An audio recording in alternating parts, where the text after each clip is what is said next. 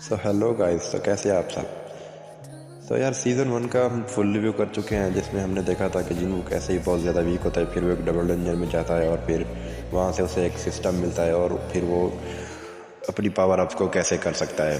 तो फिर वो डेली डेंजर से बचने के बाद अपनी पावर अप करता है। सो अब हम स्टार्ट करने वाले हैं सीज़न 2 का फुल रिव्यू।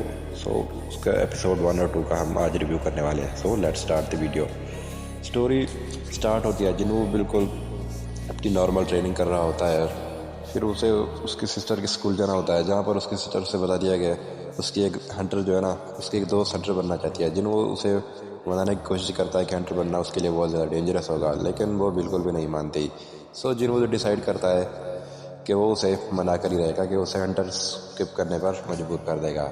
सो जिन्हों जा रहा होता है कि उसे वहीं पर मैनेजर आहान और कुछ दूसरे हंटर दिखाई देते हैं, जो कि एक सी रैंक गेट पर के अंदर रेड पर जाने की कोशिश कर रहे होते हैं, जिन्हों उसके साथ जो दूसरी लड़की होती है उसकी रैंक की दोस्त उसके साथ रेड को ज्वाइन करता है। उसे लगता है कि अगर वो रेड का खतरा देखेगी तो खुद ही स्किप कर देगी, हंटर बनने का ख्वाब छोड़ देगी। तो जिन्हों उसी रैंक गेट के साथ सबके साथ रहता है, तो उनका एक लीडर भी होता है जिसका नेम होता है किम। तो जैसे ही वो उस गेट के अंदर दाखिल होते हैं, वो रेड गेट में बदल जाता है। तो वो रेड गेट बहुत ज़्यादा एस्पेक्ट लेवल के हंटर्स होते हैं जिसको मतलब क्लोज कर सकते हैं। और दूसरी तरफ भी दिखाया जाता है कि जिन्होंने जिस हंटर को उस डेंजर में मारा था, उसका भाई डॉनसुक वो भी जिन्हों को तलाश करते करते वहां तक पहुंच चुका होता है। गेट के अंदर जाते ही वो उनका लीडर ए रैंक हंटर किम वो दो ग्रुप बना लेता है। वो सभी कमज़ोर हंटर्स को एक तरफ रखता है और अपनी सभी ताकतवर हंटर्स को अपने साथ रखता है। उसे लगता है कि ई रैंक बच नहीं सकता। वो जिनू और दो दो तीन और ई रैंक हंटर्स को एक साथ कर देता है, लेकिन उसे पता नहीं होता कि जिनू इतना ज़्यादा स्ट्रांग होता है। तो उसके बाद जिनू की टीम के साथ जो लड़ाई होती है वो आइसर की होती है। जिनू बियर्स भालू से लड़ता है और फिर उसके किंग को कैसे लड़ता है, लेकिन फिर वो इससे खुद नहीं लड़ रहा था। इसके बाद उसके पास आर्मी होती है, वो शैडो मोनार्क होता है। वो इग्रेस को कहता है कि जाकर उससे लड़ाई करो। इग्रेस जाकर उस भालू से लड़ाई करता है, लेकिन इग्रेस बहुत ही आसानी से मतलब उसको मारता है। इग्रेस बहुत ज़्यादा स्ट्रांग होता है।